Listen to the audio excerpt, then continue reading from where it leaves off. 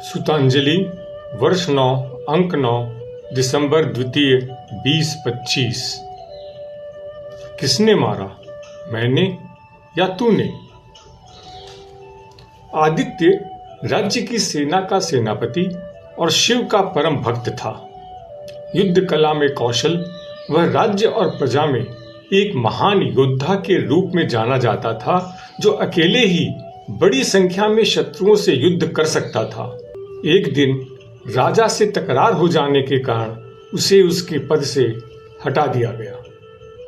आदित्य बहुत व्यथित हुए, लेकिन हताश नहीं।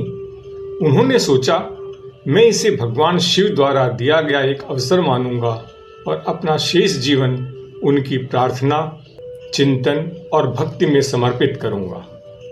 संसार त्याग कर वे एक स्वामी बन गए और वे राज्य के बाहर एक जंगल में छोटी सी कुटिया बनाई और शिवलिंग स्थापित कर शिव की पूजा, आराधना और ध्यान में अपना समय बिताने लगे। जंगल के पास के गांव के लोग आदित्य को जानते थे, उनका सम्मान करते थे। वे उनके भोजन और बुनियादी जरूरतों का ध्यान रखने लगे। एक दिन लुटेरों का एक समूह गांव में घुस आया, लूटपाट की, बलात्कार किया और लोगों की हत्या करके भाग गया। ऐसा ही दूसरी बार एक अन्य गांव में हुआ। गांव के लोगों को लगा कि जंगल में रहने वाला तपस्वी योद्धा उनकी मदद कर सकता है और इस खतरे को रोक सकता है। वे आदित्य के पास गए, उसे सारी बात बताई और उनसे सहायता की गुहार की। आदित्य ने क्षमा मांगते हुए इनकार कर दिया। मैं अब एक सन्यासी हूं, मैं अब कैसे लड़ और मार सकता हूं? लेकिन लोगों ने विनती की और उसे घेर लिया। आदित्य ने विचार किया, मैं इनकी वजह से शारीरिक रूप से जीवित हूं, मुझे मदद करनी ही होगी। उसने दृढ़ स्वर में कहा, ठीक है, लेकिन लुटेरों से निपटने के लिए मुझे एक घोड़ा और तलवार चाहिए। गांव वाले सोच में पड़ गए कि घोड़ा और तलवार कहां से और कैसे लाएं। अगले दिन राजा के दरबार का एक वरिष्ठ मंत्री, जो आदित्य का घनिष्ठ मित्र भी था, तपस्वी से मिलने आया। गांव वालों ने उसका स्वागत किया और उसे आदित्य के पास ले गए। उन्होंने मंत्री को लुटेरों के उत्पात की जानकारी दी और बताया कि आदित्य को घोड़े और तलवार की व्यवस्था कर दें तो वे इस मुसीबत से उन्हें छुटकारा दिला सकते हैं। मंत्री ने उन्हें आश्वस्त करते हुए कहा कि वे आदित्य के लिए तलवार और घोड़े का इंतजाम कर देंगे। गांव वालों ने लुटेरों पर नजर रखी और जब वे दोबारा आए तो उन्होंने आदित्य को सूचित कर दिया। जैसे ही उसने तलवार हाथ में ली, उसे लगा कि कोई अद्भुत शक्ति उसके अंदर प्रवेश कर रही है। तपस्वी फिर से योद्धा बन गया। गांव वाले विस्मय और आश्चर्य से देख रहे थे। तभी आदित्य अपने घोड़े पर सवार होकर चक्रवात की तरह लुटेरों के समूह पर टूट पड़ा और सभी लुटेरों का सफाया कर दिया, जिससे लुटेरों का आतंक हमेशा के लिए खत्म हो गया। गांव वालों ने कृतज्ञता के आंसुओं के साथ आदित्य के आगे सिर झुकाया। लेकिन आदित्य बहुत दुखी था। उसने मन ही मन सोचा, मैं एक सन्यासी हूं जिसने अहिंसा का व्रत लिया है, लेकिन करुणा और कृतज्ञता के बहकावे में आकर मैंने लोगों की निर्मम हत्या करने का जघन्य पाप किया है। पश्चाताप से भरा उसने शिव से प्रार्थना की, हे मेरे स्वामी, मैंने एक भयंकर पाप किया है, कृपया मुझे क्षमा करें। वह अपने हृदय में इसी गहरे अपराध बोध के साथ सो गया।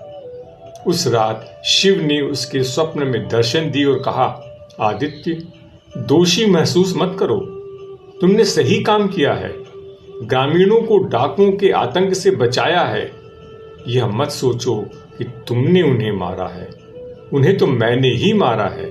तुम तो केवल निमित्त मात्र हो। क्या तुमने तलवार उठाते समय मेरी शक्ति को अपने भीतर प्रवेश करते हुए महसूस नहीं किया? जब डाकू दूसरी बार आए तो ग्रामीणों ने अपने इष्ट देवता के रूप में मुझसे उनकी सहायता करने के लिए प्रार्थना की। मैंने तुम्हें अपना साधन बनाकर उनकी प्रार्थनाएं स्वीकार कर ली। श्रीमद् भगवद गीता के 11वें अध्याय में अर्जुन के अनुरोध पर श्री कृष्ण ने उन्हें अपने विश्व रूप का दर्शन कराया और फिर 55वें श्लोक में उन्हें पाने का सीधा और सरल मार्ग बतलाया है। मत कर्म कृत यानी जो मेरे कर्म करता है, उनके कार्य करता है, वह मुझे प्राप्त करता है। उनके क्या कार्य हैं? गीता में कृष्ण अपने कार्यों का उल्लेख करते हुए कहते हैं, परित्राणाय साधूनाम विनाशाय च दुष्कृताम धर्म संस्थापनार्थाय संभवामि युगे युगे। यानी साधुओं सज्जनों की रक्षा, दूसरा दुष्टों का विनाश और तीसरा धर्म की स्थापना। ये तीनों कार्य को करने वाला मत्कर्म कृत है, यानी वह मेरा कार्य करता है। इसी अध्याय के 33वें श्लोक में श्री कृष्ण अर्जुन को कह रहे हैं, निमित्त मात्रम भव सव्यसाचिन। अर्जुन, तू सिर्फ निमित्त बन जा, अपने शत्रुओं पर विजय प्राप्त करो और अपने समृद्ध राज्य का आनंद लो। मैंने उन्हें पहले ही मार डाला है, जो किया मैंने किया, तुम तो केवल निमित्त मात्र हो। यह तो होना ही है, अगर तू नहीं करेगा तो कोई और करेगा। मैं तो तुम्हें सिर्फ मौका दे रहा हूं।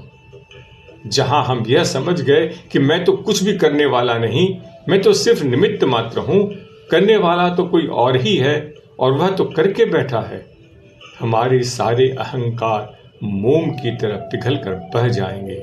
हम निर्मल और शांत हो जाएंगे। ईश्वर प्राप्ति का मार्ग खुल जाएगा। अर्जुन संशय करता है कि मार्ग जानना तो आसान है, लेकिन उस पर चलना कठिन है। अर्जुन संशय करता है कि मार्ग जानना तो आसान है, लेकिन उस पर चलना कठिन है। इसका उत्तर भी श्री कृष्ण ने 6ठे अध्याय के 35वें और 12वें अध्याय के 9वें श्लोक में दिया है और कहा है, निरंतर अभ्यास से यह संभव है। अतः दृढ़ निश्चय के साथ निरंतर अभ्यास करते रहें, हिम्मत न हारें। लाइक करें, सब्सक्राइब करें, परिचितों से शेयर करें।